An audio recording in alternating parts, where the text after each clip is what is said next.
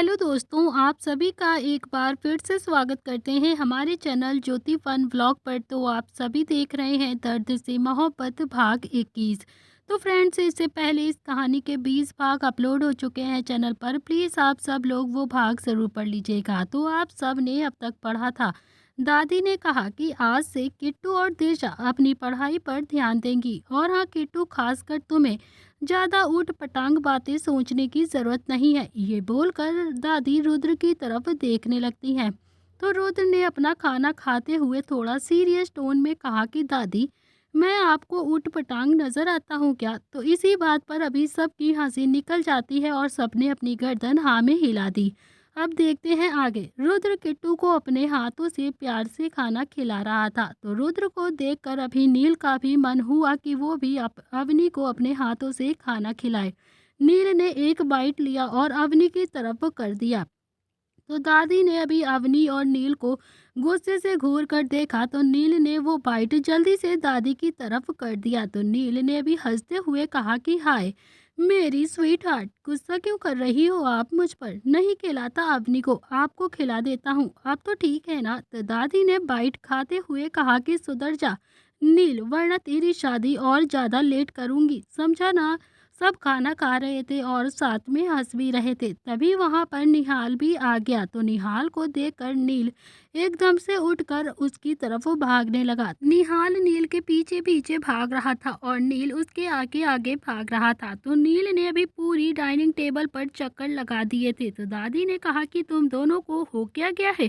ऐसे भाग क्यों रहे हो? क्या है, बच्चों की तरह भाग रहे हो? तो निहाल ने नील के पीछे भागते हुए कहा कि दादी, कल मुझे नील ने फोन करके बोला था कि ये और रुद्र फार्म हाउस पर आ रहे हैं और मैं वहां पर पूरी रात इनका इंतजार करता रहा। मैं वहां पर अकेला काफी ज्यादा बोर हो गया और ये दोनों यहाँ पर आराम से बैठकर नाश्ता कर रहे हैं। तो नील ने हंसते हुए कहा कि तो जल क्यों रहा है, तू भी आ नाश्ता कर ले, हमारे घर पर बहुत सारा खाना है, हम भिखारियों को ऐसे ही खाना खिला देते हैं। वैसे भी दादी कहती है ना कि भूखे का पेट भरना पुण्य का काम होता है। तो निहाल ने अभी नील के पीछे भागते हुए कहा कि तू एक बार मेरे हाथ में आ जा, फिर मैं तुझे बताता हूँ, फिर मैं भी थोड़ा सा पुण्य कमा लूंगा।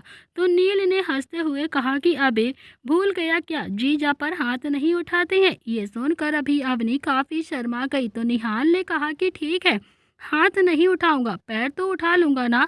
तू एक बार बस मेरे हाथ तो आ, झूठा कहीं का। उन दोनों को ऐसे बच्चों की तरह लड़ता हुआ देखकर दिशा भी काफी ज्यादा मुस्कुरा रही थी और शुभ दिशा को देख रहा था। दिशा मुस्कुराते हुए बहुत ही ज्यादा खूबसूरत लग रही थी। आज ना चाहते हुए भी शुभ की नजरें दिशा से हट ही नहीं रही थी। शुभ जितना भी अपने आप को कंट्रोल करता, उतना ही उसकी नजरें दिशा पर जाकर टिक जाती। तो दिशा ने अभी एक नज़र शुभ को देखा तो शुभ उसे ही देख रहा था। दिशा थोड़ा सा घबरा गई और उसने अपनी जल्दी सी मुस्कुराहट गायब कर ली और अपनी नज़रें नीचे करके फिर वो चुपचाप से खाना खाने लगी। तो शुभ ने अभी दिशा को देखकर मन ही मन खुद से कहा कि ये मुझसे इतना ज़्यादा डरती क्यों है? मैं इसे खा थोड़ी ना चाहूँगा, ऐसे डर जाती है जैसे मैं इसे कुछ कर दूंगा। बस देख ही तो रहा हूँ, लड़कियाँ तरसती हैं शुभ, उन्हें एक नज़र देख ले। और मैं इसे देख रहा हूँ तो ये काफ़ी ज़्यादा डर जा रही है, पता नहीं क्यों। तो नील और निहाल अभी भी लड़ रहे थे। तभी वहाँ पर दादाजी की खांसने की आवाज़ आई। तो निहाल ने कहा कि संजय के पिताजी आ गए हैं और फिर नील और निहाल जल्दी से अपनी अपनी चेयर पर आकर बैठ गए।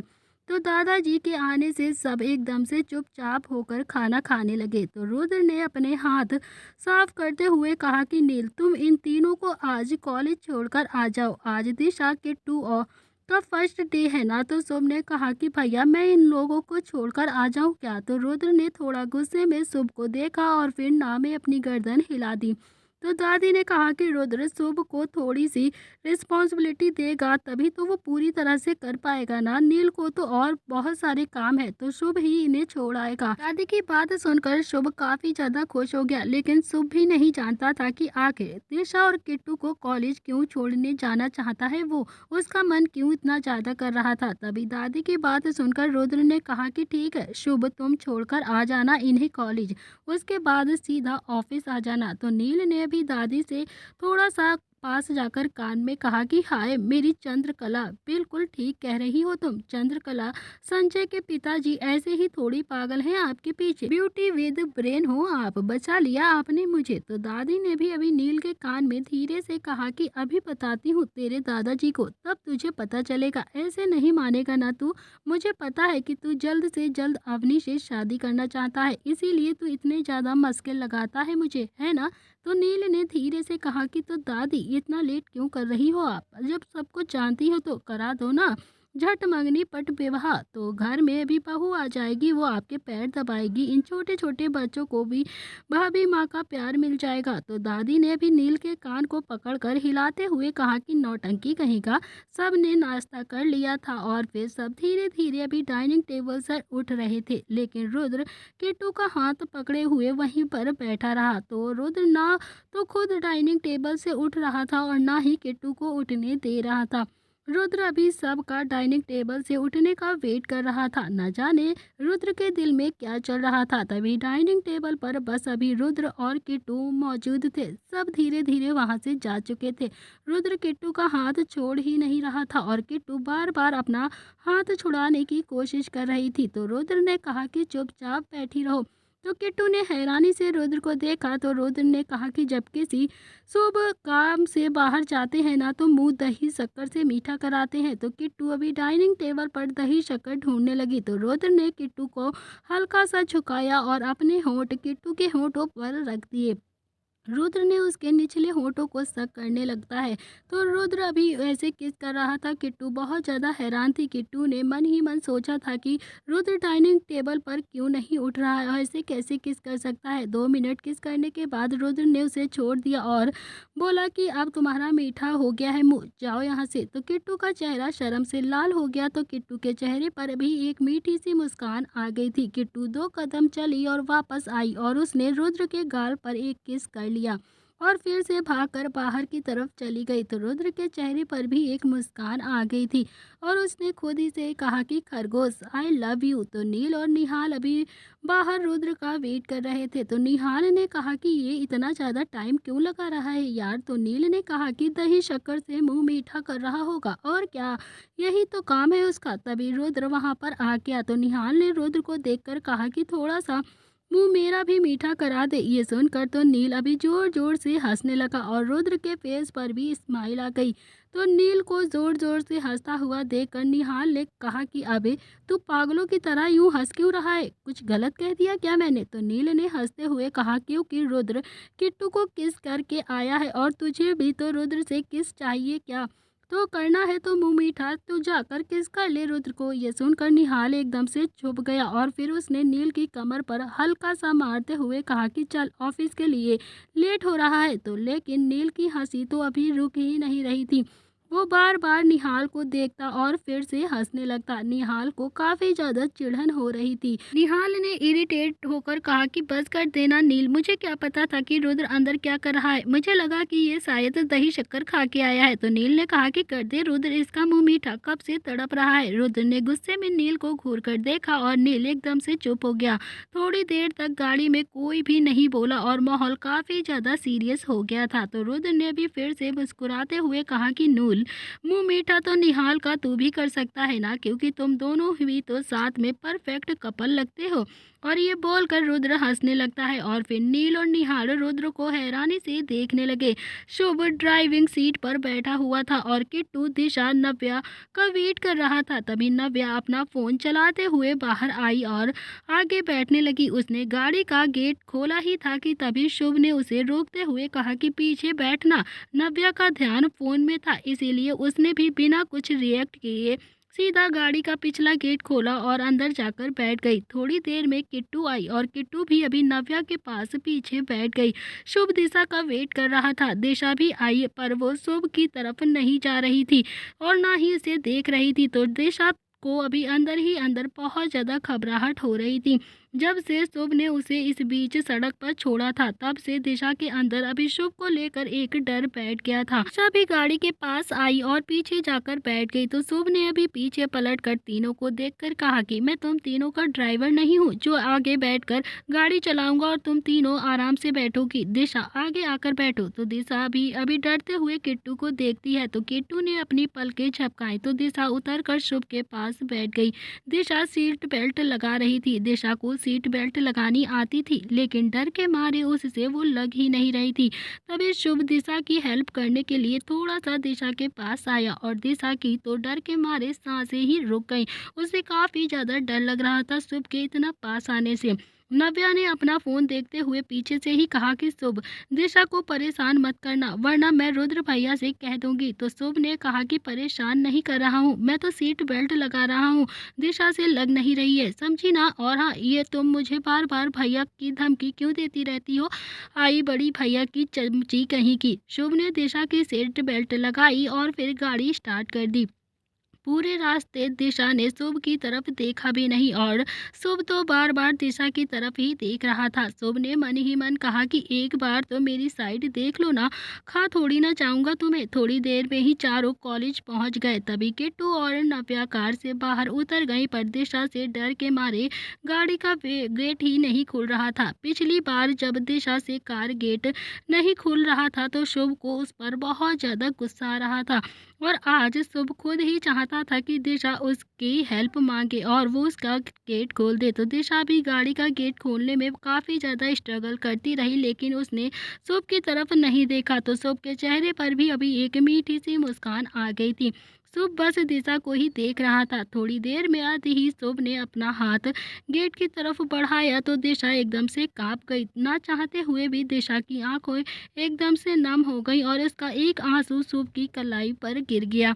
शुभ ने गेट खोल दिया और दिशा जल्दी से गाड़ी से उतरकर बाहर चली गई। तो शुभ ने अपनी कलाई पर गिरा हुआ आंसू देखा तो उसे आज काफी ज्यादा दुख हुआ था। तो शुभ ने मन ही मन खुद से कहा कि यार, मैंने इस लड़की को कितना ज्यादा डरा दिया है, अब तो ये मेरे पास होने से भी काफी ज्यादा डर जाती है। तो किट्टू, नव्या, दिशा अभी तीनों ही बाहर खड़ी थी और शुभ गाड़ी से बाहर उतरकर उनके पास आया। तो शुभ ने कहा कि ऑल द बेस्ट गर्ल्स, शाम को लेने आ जाऊंगा और अच्छे से पढ़ाई करना। इतना कहकर शुभ एकदम से पलटा कि तभी उसे ईशा ने अपने गले लगा लिया। शुभ को अब ध्यान आया कि ईशा उसकी गर्लफ्रेंड है लेकिन ईशा का ऐसे गले लगाना अभी शुभ को बिल्कुल भी अच्छा नहीं लग रहा था। शुभ ने खुद से कहा कि अब दिशा मेरे बारे में क्या ही सोचेगी, जो फीलिंग्स होंगी भी वो भी खत्म हो जाएंगी। शुभ ने एक नज़र दिशा को देखा तो दिशा उसे अभी भी नहीं देख रही थी।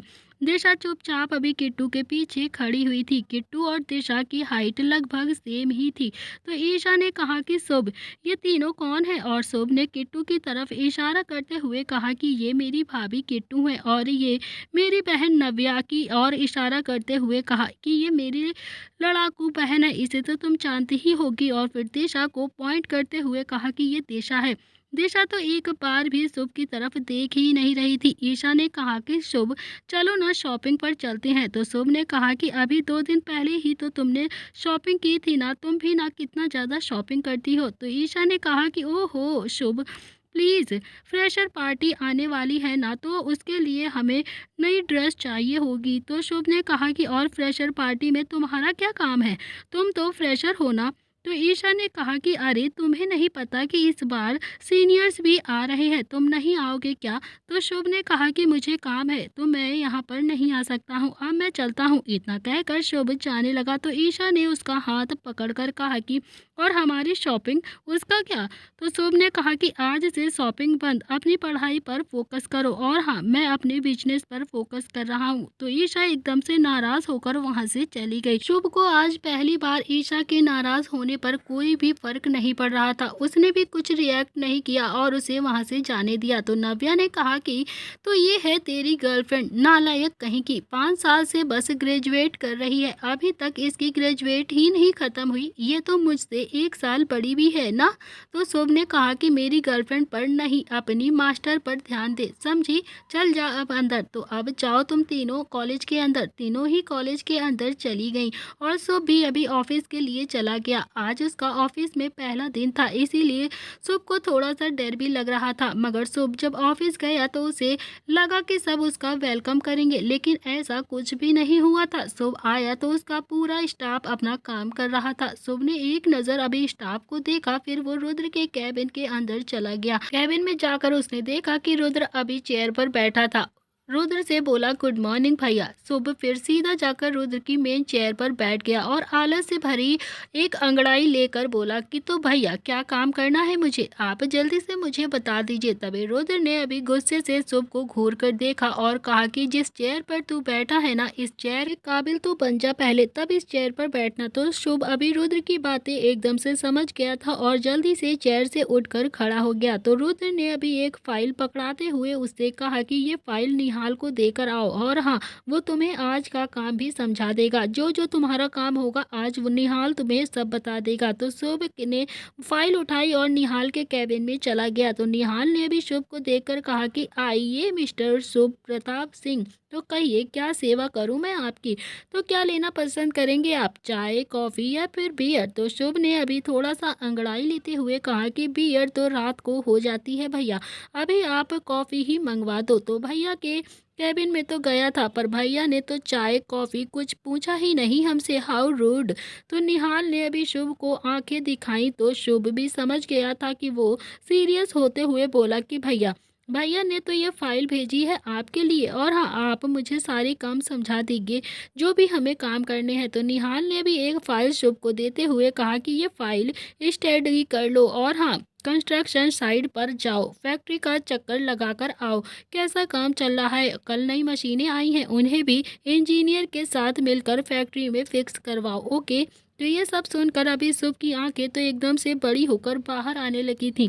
शुभ ने कहा कि पहले दिन ही इतना सारा काम भैया, ये तो अच्छी बात नहीं है। तो निहाल ने कहा कि अब खड़ा क्यों है, जा लग जा अपने काम पर, शाम तक ये सारा काम खत्म भी करना है तुझे, और तभी तू घर जा सकता है।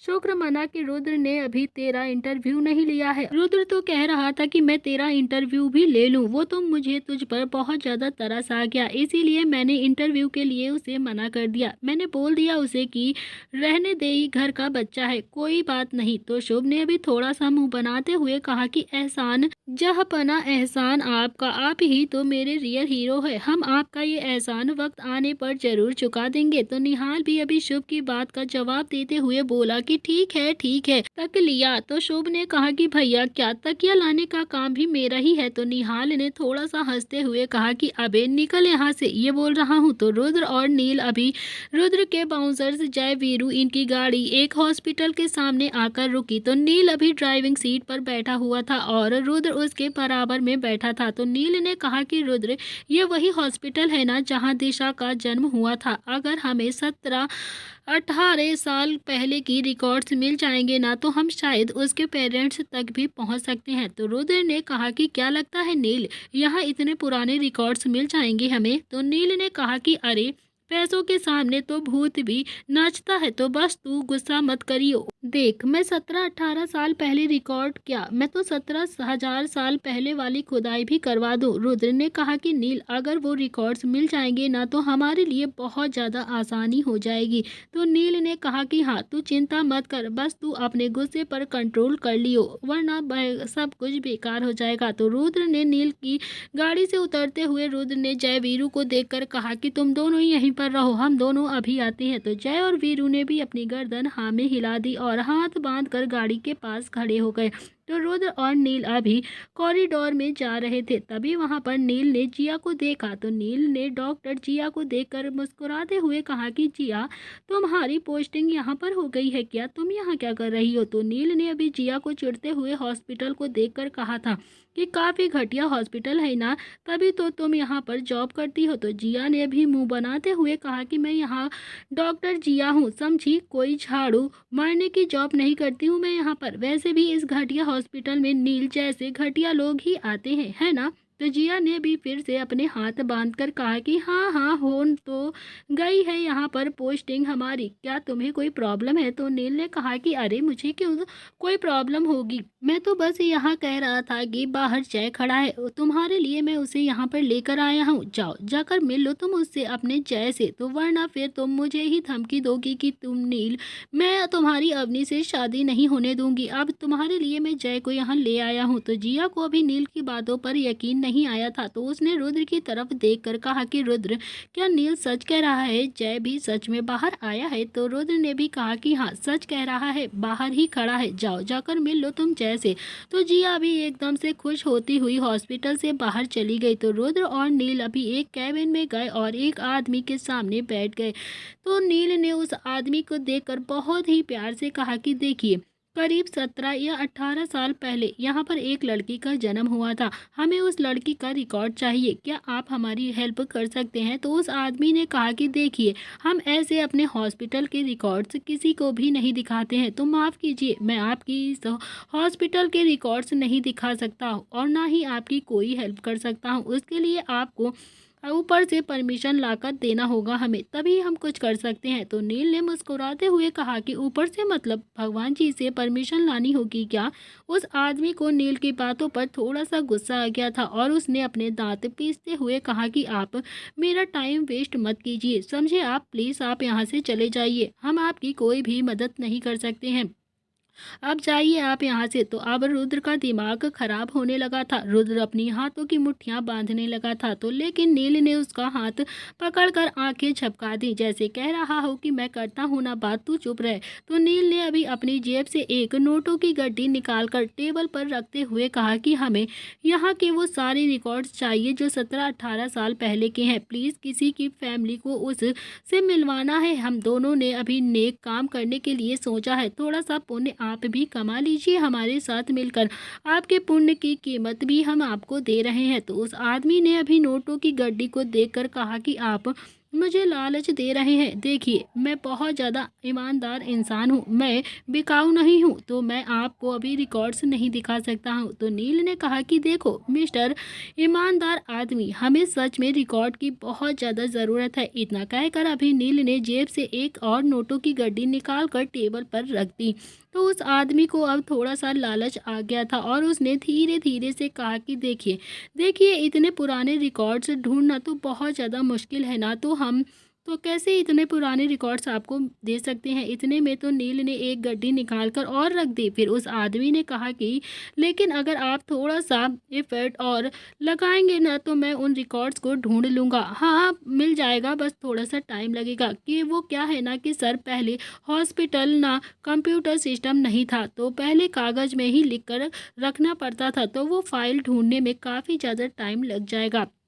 तो नील ने कहा कि ठीक है, अगर आप नहीं ढूंढना चाहते हो तो सही है, हम ऊपर से ही परमिशन लेकर आ जाएंगे। इतना कहकर नील वो तीनों ही गड्डी उठाने लगा। तो उस आदमी ने एक झटके में ही उस गड्डी पर अपना हाथ रखकर कहा कि अरे अरे नहीं नहीं सर, मैं आपके लिए ढूंढ लूँगा, ये ज़्यादा टाइम नहीं लगेगा, इसमें मैं आपके लिए ये कर दूंगा, आप तो बुरा मान गए। तो रुद्र और नील के चेहरे पर एक जीत वाली मुस्कुराहट आ गई थी।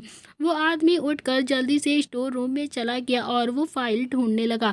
इधर दूसरी तरफ जिया मुस्कुराते हुए जय के पास गई, तो जिया को देखकर वीरू एकदम से खुश हो गया। तो वीरू ने अभी जिया को हाय कहा, तो जिया ने भी वीरू के हाय को एक्सेप्ट करके रिटर्न में उसे हाय कह दिया। तो वीरू ने कहा कि हाय जिया भाभी, कैसी हैं आप? तो वीरू ने अभी नोटिस किया कि जय उसे घूर रहा है। तो वीरू ने अपनी बात सही करते हुए कहा कि मतलब होने वाली भाभी, आप कैसी हैं?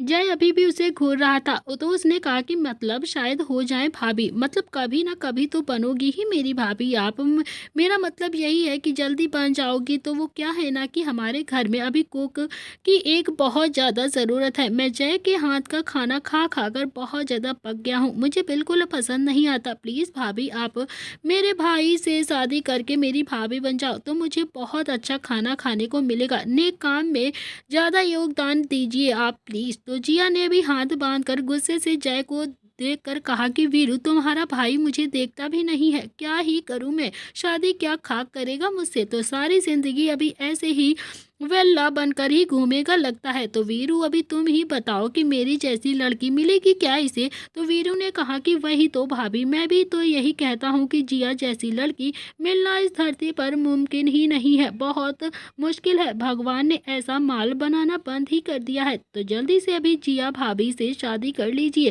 फिर मैं भी किसी को ढूंढकर अपनी शादी कर लूँ। सुखी परिवार संपन्न परिवार होता है। तो जय ने भी वीरू और जिया को देखकर कहा कि तुम दोनों चुप हो जाओ, वरना अभी मुझसे बुरा कोई नहीं होगा तुम दोनों के लिए। तो वीरू अभी तुम जाओ यहाँ से। वीरू जय की बात सुनकर वहां से चला गया। तो जय ने अभी बिना किसी एक्सप्रेशन के जिया को देखकर कहा कि जिया, दिमाग खराब हो गया है क्या तुम्हारा? तुम कैसे बात कर रही थी अभी वीरू के सामने? मेरे साथ एडजस्ट नहीं कर पाओगी तुम? मुझे नहीं पता कि मैं शाम तक जिंदा रहूंगा या फिर नहीं, तो तुम कैसे रहोगी मेरे साथ? रुद्र सर के बहुत सारे दुश्मन हैं और मेरा काम है सर को प्रोटेक्ट करना। इस बीच मुझे अगर कुछ हो गया तो तुम्हारा क्या होगा? तुम ही सोचो। ये सब बातें तुम्हारे दिमाग में क्यों नहीं आती हैं? क्या तुमने कभी सोचा नहीं ये सब? तो जिया ने गुस्से में कहा कि नहीं आती, नहीं आती ये सारी बातें मेरे दिमाग में।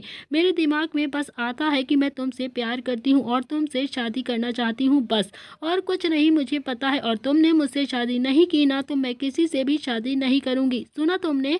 आज तुम अपने दिमाग में ये बात बैठा लो। तो जय ने गुस्से से कहा कि तुम लड़कियों का दिमाग घुटनों में होता है क्या? तो दिमाग नहीं है क्या तुम्हारे अंदर? मैं मर जाऊंगा तो तुम्हारी जिंदगी खराब हो जाएगी। जिया, अपने जैसा कोई एजुकेटेड डॉक्टर को ढूंढो और अपनी लाइफ में सेटल हो जाओ। मुझसे अभी कोई उम्मीद मत करो कि मैं तुमसे शादी करूंगा। तो जिया ने कहा कि दिमाग तो तुम लड़कों को भी नहीं होता है ना, तुम लड़के प्यार को समझते क्यों नहीं हो? क्यों किसी की फीलिंग्स को नहीं समझते हो? जब लड़कियां तुम्हारे पीछे भागती हैं तो तुम आगे आगे भागते हो, और हाँ, जब लड़कियां तुमसे दूर जाना चाहती हैं तो तुम फिर देवदास बनकर उनके पीछे पीछे घूमते हो। और हाँ, रही बात मरने की, तो बड़ी जल्दी है मरने की तुम्हें। तुम हमेशा मरने मराने की बात ही क्यों करते रहते हो? कभी तो कुछ अच्छा कर दिया करो। और भी तो बॉडीगार्ड्स हैं, क्या वो शादी नहीं करते हैं? क्या उनके घर नहीं बसते हैं? एक अच्छी फैमिली नहीं होती है क्या उनकी? तो जय ने अभी खुद को शांत कराते हुए कहा कि देखो देखो, तुम मेरे घर में एडजस्ट नहीं कर पाओगी, मेरा छोटा सा घर है। जिया ने भी प्यार से कहा कि तुम्हारे छोटे से घर में एक डबल बेड नहीं आ सकता है क्या? चलो, एक डबल बेड नहीं आ सकता तो सिंगल बेड तो आता ही होगा ना। मैं तुम्हारे साथ सिंगल बेड पर ही सो जाऊंगी, क्योंकि तुम मेरे नीचे लेटना और मैं तुम्हारे ऊपर लेट जाऊंगी। ये बात सुनकर जय के चेहरे पर एक छोटी सी मुस्कान आ गई थी। तभी जिया ने अभी मौके पर चौका मारते हुए कहा कि मैं जानती हूँ कि तुम मुझे पसंद करते हो, मुझसे प्यार भी करते हो, बस एक्सेप्ट नहीं करते हो। लेकिन मैं भी जिया हूँ, जिया, डॉक्टर जिया, तुम्हारे दिल का इलाज मैं भी करके ही रहूंगी। जब तुम्हारे हाथ पैर में चोट लगेगी ना, तभी मैं ही तुम्हारा इलाज करूंगी। इतना कहकर जिया ने जल्दी से पंजों के बल उठकर जय के गाल पर छोटी सी किस कर ली, और फिर जय एकदम से हैरानी से जिया को देखता रहा। तो जिया ने भी जय को एक मुस्कान पास की और फिर वो हॉस्पिटल के अंदर चली गई। इधर दूसरी तरफ वो आदमी अभी फाइल ढूंढ रहा था, लेकिन उसे दिशा की फाइल कहीं पर भी नहीं मिल रही थी। बहुत देर ढूंढने के बाद भी फाइनली उसने एक फाइल को ढूंढ ही लिया था, लेकिन उस फाइल के पेज थोड़े से फटे हुए थे। उसमें बस एक पेज ही था जिसमें दिशा की डेट ऑफ बर्थ लिखी हुई थी। वो आदमी उस फाइल को लेकर नील और रुद्र के पास गया और उसने रुद्र को फाइल पकड़ाते हुए कहा कि सर, ये पूरी फाइल तो पूरी डिस्ट्रॉय हो चुकी है, किसी ने शायद उसके पेज ही फाड़ लिए हैं, और हाँ, बस एक ही पेज बचा हुआ है यहाँ पर। तो रुद्र ने वो फाइल देखी और उसे पढ़ने लगा। उसमें दिशा की बेसिक डिटेल्स लिखी हुई थी, जिसमें दिशा की डेट ऑफ बर्थ थी। जिस पेज पर माता पिता का नाम लिखा था वो पेज आधा फटा हुआ था। तो रुद्र भी दिशा की डेट ऑफ बर्थ देखकर काफ़ी ज़्यादा हैरान हो गया था। उसने नील को देखता दिखाते हुए कहा कि देखो देखो नील, मेरा शक सही था, हो ना हो दिशा वही है। तो नील ने कहा कि भगवान करे जो तू सोच रहा है सच वही निकले, लेकिन फिर भी हमें थोड़ा सा कंफर्म तो करना ही पड़ेगा ना। ये इतना ज़्यादा प्रूफ काफ़ी नहीं है हमारे लिए। इस डेट पर न जाने कितने बच्चे ने जन्म लिया होगा। तुझे पता है ना कि भारत में हर सेकंड बेबी पैदा होता है। तो रुद्र ने अभी उस आदमी को देखकर कहा कि तुम यहाँ कब से काम कर रहे हो? तो उस आदमी ने कहा कि मैं तो यहाँ पर पिछले 25 सालों से काम कर रहा हूँ साहब। तो रुद्र ने उससे पूछा, क्या कि तुम सोमनाथ को जानते हो क्या? तो उस आदमी ने कहा कि देखिए, आप पहले प्लीज़ मुझे से ना सोमनाथ के बारे में कुछ भी मत पूछिए। अगर उसे पता चल गया ना तो कि मैंने उसके बारे में आपको कुछ भी बताया है तो मुझे वो जान से ही मार देगा। तो रुद्र ने कहा कि वो तुम्हें बाद में मारेगा, पहले मैं ही तुम्हें मार दूंगा। इसीलिए तुम जल्दी से मुझे सोमनाथ के बारे में जो भी तुम जानते हो सब कुछ बता दो। तो नील ने भी रुद्र को आंखों में इशारा किया और उस आदमी से बहुत ही प्यार से पूछा कि देखो, हम किसी को कुछ भी नहीं बताएंगे, तुम प्लीज़ हमें बताओ कि सोमनाथ के बारे में तुम क्या जानते हो। तो उस आदमी ने कहा कि ये जिस लड़की की डिटेल्स है आप लोग देख रहे हैं ना, सोमनाथ इस बच्ची को मारने के लिए मुझे 5 लाख रुपए दे के गए थे और कहा था कि इस लड़की को मार देना, लेकिन मुझे में इतनी हिम्मत नहीं थी कि मैं इस बच्ची को मार दूं। इसीलिए मैंने सोमनाथ से कहा कि मारने से अच्छा है कि आप इसे किसी अनाथ आश्रम में डाल आइए। तो सोमनाथ को अभी मेरा सजेशन सही लगा था और उसने इस बच्ची को अनाथ आश्रम में डाल दिया था। तो रुद्र ने कहा कि तुम्हें पता है कि इसके माँ बाप कौन है? तो उस आदमी ने कहा कि मुझे नहीं पता कि इसके माँ बाप कौन है, लेकिन हाँ इतना ज़रूर बता सकता हूँ कि सोमनाथ के बहुत ही करीब थे इस लड़की के माँ बाप, जो कोई भी होंगे। तो सोमनाथ ने अभी इस लड़की को गोद में लेकर कहा था कि तेरे मरने से ही मुझे फायदा होगा। नील ने रुद्र की तरफ देखकर कहा कि यार सही बात, ये सोमनाथ ना सच में कितना ज्यादा कमीना आदमी है, हद हो गई है यार। इसने तो जन्मी हुई बच्ची को भी नहीं छोड़ा, क्या ही घटिया इंसान है। इसने दिशा को अनाथ आश्रम में डाला तो डाला, उसे एक बार पूरी तरह से मार कर भी आ गया था। ये दिशा से इतनी नफरत क्यों करता था? तो रुद्र ने कहा कि सोमनाथ के कांड धीरे धीरे अभी बाहर आएंगे, पता नहीं इस आदमी ने और कितनी जिंदगियों को बर्बाद किया होगा। और हाँ, दादाजी कहते हैं कि मैं इसे दुश्मनी भूल जाऊं, इससे मैं ये दुश्मनी नहीं भूलूंगा। बर्बाद तो मैं सोमनाथ के करके ही रहूंगा, फिर मुझे कुछ भी करना पड़े, अब सोमनाथ मुझसे नहीं बचेगा। तो नील ने कहा कि रुद्र आप चलो, दिशा के बारे में बाकी की इंफॉर्मेशन कहीं और से ही कलेक्ट करनी पड़ती है। तो रुद्र और नील अभी हॉस्पिटल के बाहर आ गए थे, जहां पर जय और वीरू उनका वेट कर रहे थे। तो नील ने अभी थोड़ा सा मुस्कुराते हुए जय को देखा और फिर आंख मारते हुए पूछा, हो गई डॉक्टर हसीना से मुलाकात?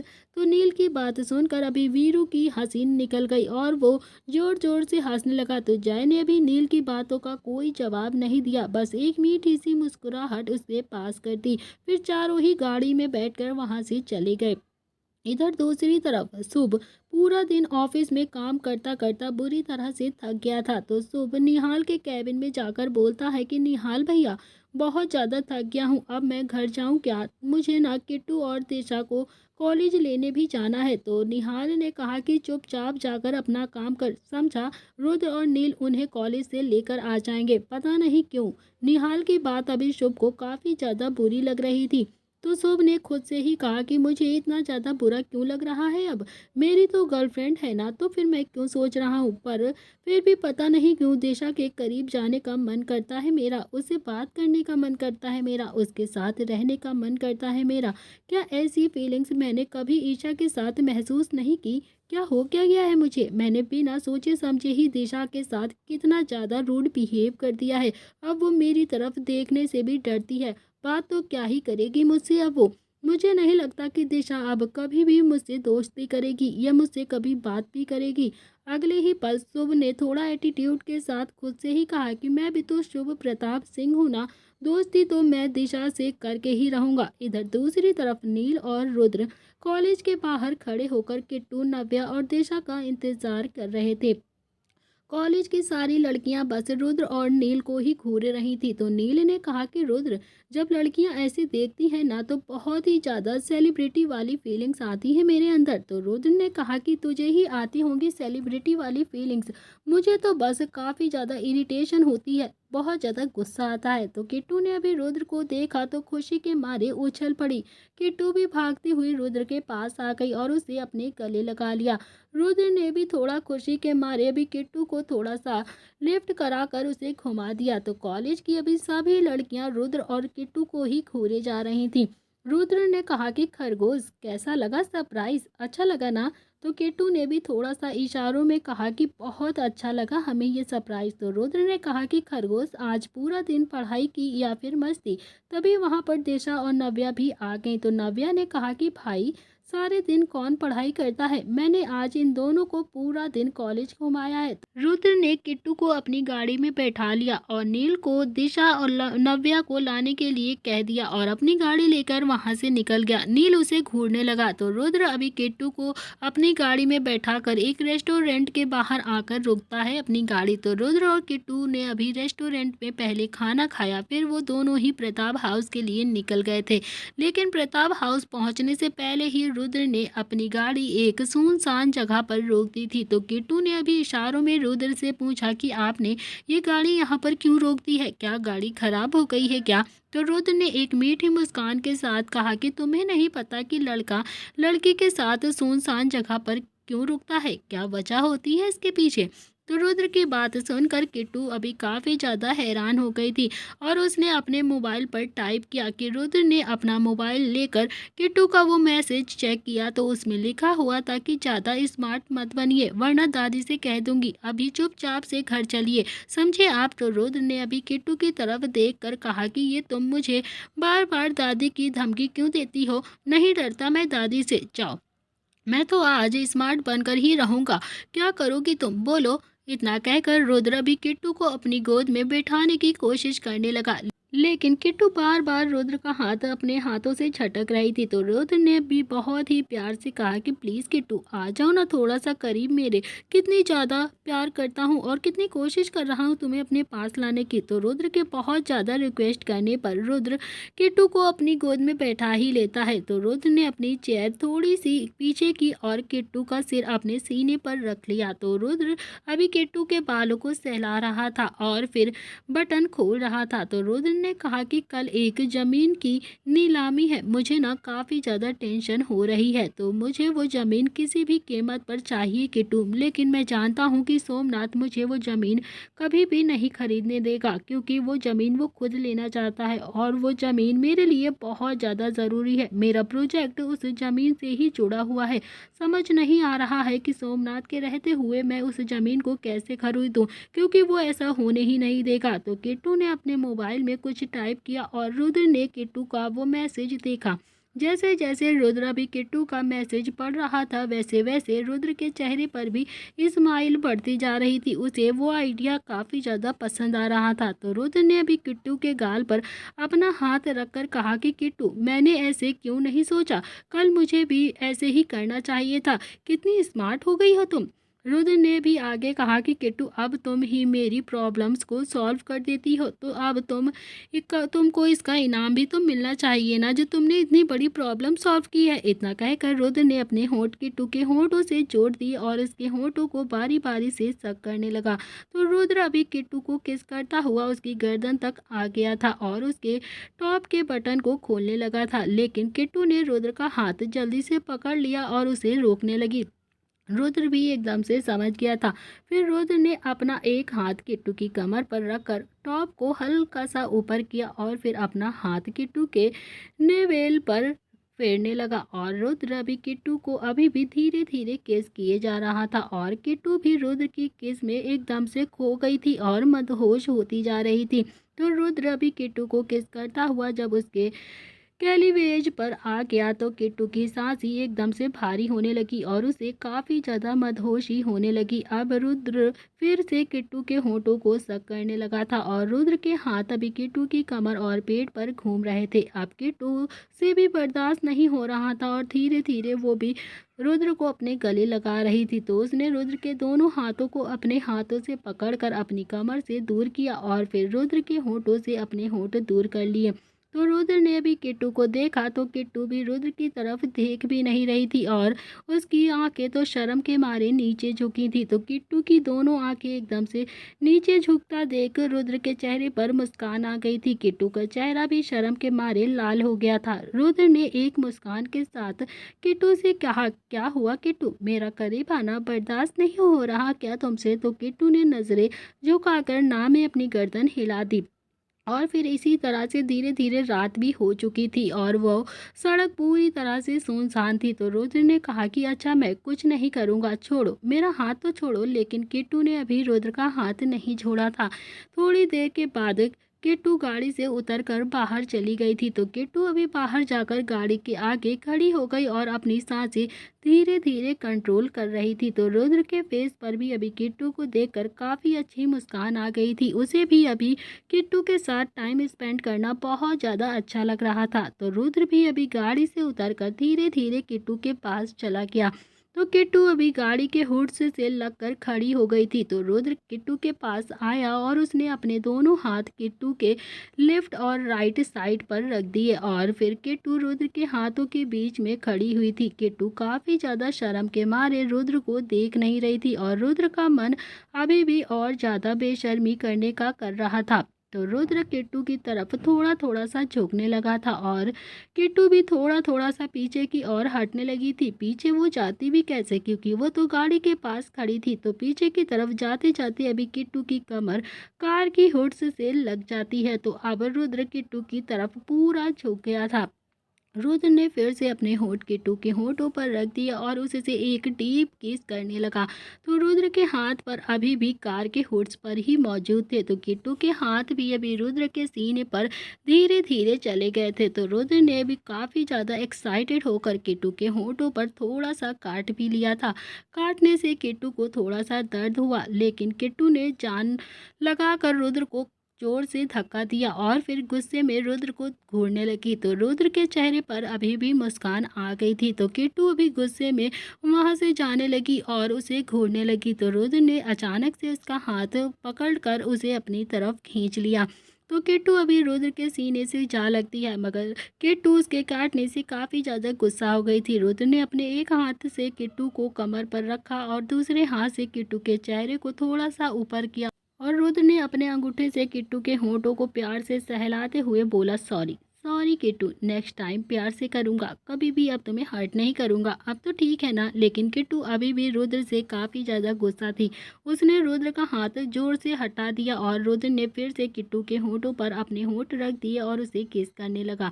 लेकिन रुद्र अभी किट्टू को बहुत ही सॉफ्टली किस कर रहा था, जिससे किट्टू बहुत ज़्यादा खुश हो रही थी और किट्टू के होंठ बहुत नाजुक हो गए थे। तो थोड़ी देर किस करने के बाद रुद्र ने किट्टू को देखा, लेकिन किट्टू रुद्र को नहीं देख रही थी।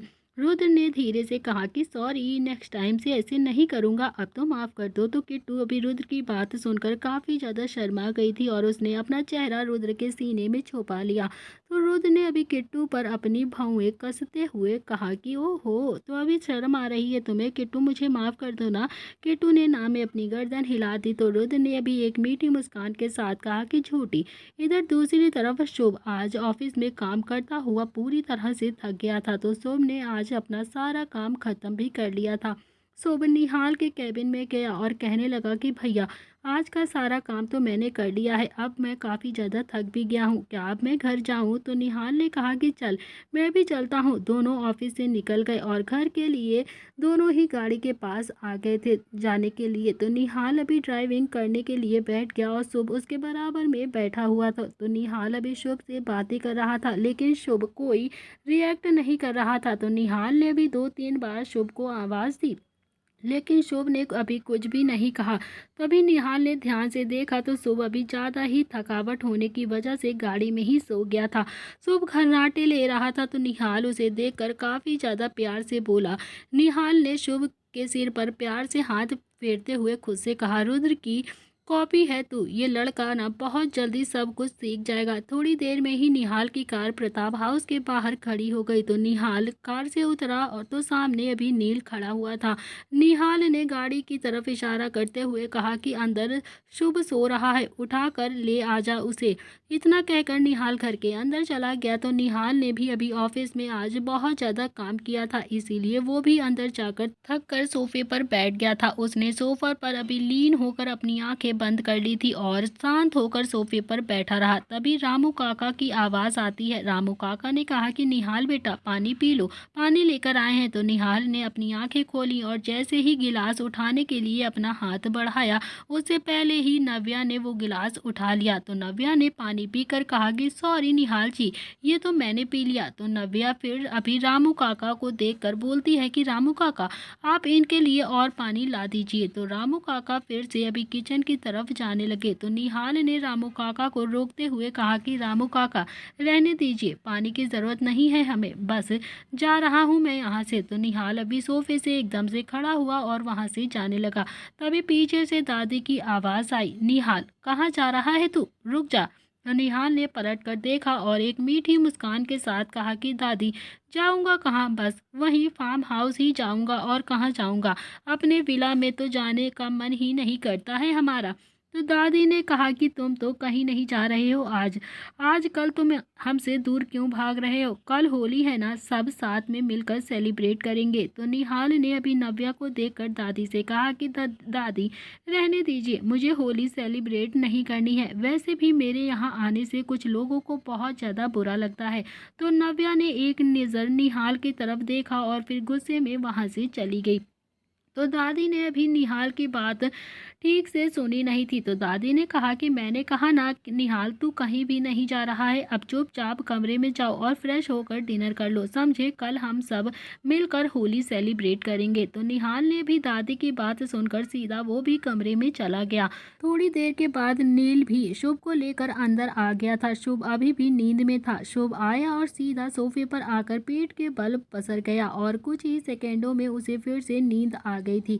तो दादी ने शुभ की हालत देखी तो उसके चेहरे पर भी एक मुस्कुराहट आ गई थी। दादी ने कहा कि लगता है शुभ ने आज कुछ ज़्यादा ही काम कर लिया है ऑफिस में, इसीलिए उसे कुछ ज़्यादा ही नींद आ रही है, चलो अच्छा है कुछ तो सीखेगा। नील ने भी मुस्कुराहट के साथ कहा कि हाँ दादी, रुद्र इसे भी अपने जैसा ही बना देगा, काम करने की मशीन। तो नील ने अभी दादी की तरफ देखकर पूछा, दादी रुद्र किट्टू अभी तक आए नहीं क्या? दादी ने अपनी गर्दन ना में हिला दी। तो नील को अब रुद्र की काफ़ी ज़्यादा टेंशन होने लगी थी। नील बाहर बॉडीगार्ड्स के पास गया और नील ने वीरू से पूछा कि रुद्र कहाँ पर है। तो वीरू ने कहा कि सर हमें नहीं पता, हमें तो रुद्र सर ने वापस भेज दिया था ना, वो तो किट्टू मैडम को लेकर अकेले ही चले गए थे। अब नील का दिमाग और भी ज़्यादा खराब होने लगा था। नील ने थोड़े गुस्से में उसे देखते हुए कहा कि एक तो सोमनाथ चुप बैठने वाला नहीं है और ऊपर से ये रुद्र बिना बॉडीगार्ड्स के ही चला जाता है, क्या करूं मैं इसका। नील ने अपना फ़ोन निकालकर जल्दी से रुद्र के फ़ोन पर कॉल किया, लेकिन रुद्र अभी भी फ़ोन रिसीव नहीं कर रहा था। नील ने अभी किट्टू के फ़ोन पर भी कॉल ट्राई किया तो किट्टू भी अपना फ़ोन नहीं रिसीव कर रही थी। तो नील ने अभी मन ही मन खुद से सोचा, कहा कि अगर दादा दादी ने रुद्र किट्टू के बारे में पूछा तो मैं उन्हें क्या जवाब दूंगा। तो नील अभी टेंशन में गार्डन के चक्कर लगाने लगा। नील ने कहा कि इतनी रात हो गई है, कहाँ है ये दोनों। नील को कहीं ना कहीं अब काफ़ी ज़्यादा घबराहट हो रही थी। इधर दूसरी तरफ रुद्र और किट्टू का फ़ोन कार में था, इसीलिए उन्होंने अपना फ़ोन रिसीव नहीं किया था। रुद्र किट्टू अभी भी कार के बाहर ही खड़े हुए थे। रुद्र ने अपना माथा किट्टू के माथे से टच किया हुआ था। थोड़ी देर ऐसे ही खड़े रहने के बाद किट्टू ने रुद्र को देखा तो रुद्र ने उसके गाल पर अपना हाथ लगाकर कहा कि हाँ अब चलते हैं घर, हम जान रहे हैं तुम्हें टेंशन हो रही है, काफ़ी रात हो गई है। दादी और नील को भी टेंशन हो गई होगी। दोनों ही अपनी गाड़ी की तरफ बढ़े, लेकिन तभी एक बुलेट किट्टू के बाजू से पास होती हुई गाड़ी के फ्रंट शीशे पर लगी बुलेट की आवाज़ से किट्टू एकदम से डर गई। तो रुद्र ने अभी किट्टू को कसकर पकड़कर अपने सीने से लगा लिया और किट्टू को लेकर गाड़ी के पीछे आ गया। तो रुद्र बैठा हुआ था और किट्टू उसकी बाहों में सिर छुपाए रो रही थी। तो रुद्र अभी कुछ रिएक्ट करता उससे पहले ही दूसरी बुलेट आकर गाड़ी के टायर पर लगती है। रुद्र को समझ में नहीं आ रहा था कि गोलियां कहां से चल रही हैं और क्यों चल रही हैं। तो किट्टू का रो रो कर बुरा हाल था। रुद्र ने अभी किट्टू के आंसुओं को पोंछते हुए कहा, किट्टू मैं हूं ना, कुछ नहीं होगा तुम्हें। रुद्र ने अभी पॉकेट में हाथ डालकर फोन चेक किया तो रुद्र का फोन पॉकेट में नहीं था। तो रुद्र ने गुस्से में अपना हाथ कार की डिग्गी पर मारकर गुस्से से कहा कि फोन तो गाड़ी में ही है। थोड़ी देर बाद तीसरी बुलेट आकर फिर रुद्र की गाड़ी पर लगती है। तो रुद्र ने किट्टू का सर अपने सीने में छुपाया हुआ था। किट्टू अब सुबकने लगी थी। किट्टू ने रुद्र को इशारे में कहा कि आपको कुछ हो गया तो क्या होगा। तो रुद्र ने किट्टू के सिर को सहलाते हुए कहा कि ना, मुझे कुछ नहीं होगा, ना ही तुम्हें कुछ होगा। समझी, तुम अब ये सब मत सोचो, हम दोनों घर जाएंगे और कल होली सेलिब्रेट करेंगे। अब तुम चुपचाप बैठ जाओ। तभी एक और बुलेट आकर फिर से रुद्र की गाड़ी पर लगती है। जैसे जैसे बुलेट रुद्र की गाड़ी पर लग रही थी, वैसे वैसे किट्टू का डर और ज़्यादा बढ़ रहा था। किट्टू और ज़्यादा रोई जा रही थी। तभी वहाँ पर 10 से 12 आदमी आ गए, जिनके हाथों में गन थी। एक आदमी ने दूसरे आदमी से कहा, लगता है दोनों मर गए, जाओ देख कर आओ। तो इधर दूसरा आदमी हिम्मत करता हुआ गाड़ी के पीछे जाने लगा। वो आदमी डरता डरता रुद्र की गाड़ी के पीछे तक आया ही था। जैसे ही उसने गाड़ी के पीछे देखा तो रुद्र ने उसके मुंह पर एक पंच मारा, जिससे वो आदमी नीचे जाकर गिर गया और रुद्र ने उनकी गन उठाकर उसी के पैर पर शूट कर दिया। उस आदमी ने दर्द के मारे अपना पैर पटक लिया और जमीन पर पड़े हुए दर्द से करहाता रहा। तभी बुलेट की आवाज़ सुनकर तीनों आदमी एकदम से शॉक्ड हो गए और वो तीनों ही समझ गए कि रुद्र अभी नहीं मरा है। उस एक आदमी ने दोबारा से कहा कि वो दोनों नहीं मरे हैं और हाँ, ऐसा मौका हमें बार बार नहीं मिलेगा, हमें उन दोनों को आज ही मारना होगा। और उस आदमी ने बाकी आदमियों को इशारा किया और अंधाधुंध बुलेट रुद्र की गाड़ियों पे चलाने के लिए बोल दिया। तो रुद्र ने अभी किट्टू को अपने सीने में छुपाया हुआ था और किस्मत से एक गोली भी दोनों को नहीं लगी थी। तो दोस्तों, इसी के साथ इस कहानी का ये अध्याय यहाँ पर समाप्त हो रहा है। क्या रुद्र किट्टू को बचाकर जा पाएगा प्रताप हाउस, या फिर रुद्र और किट्टू का हो जाएगा अंत? तो दोस्तों, इसके लिए आपको देखना पड़ेगा इस कहानी का अगला भाग। कहानी का अगला भाग बहुत ही ज़्यादा इंटरेस्टिंग होगा। प्लीज़ आप सब लोग देखना मत भूलिएगा। और कल कहानी नहीं आई थी, उसके लिए हम आपसे माफ़ी चाहते हैं। आज के लिए इतना ही, मिलते हैं इस कहानी के अगले भाग में। थैंक यू फ्रेंड्स, कमेंट करना मत भूलिएगा, लाइक शेयर कर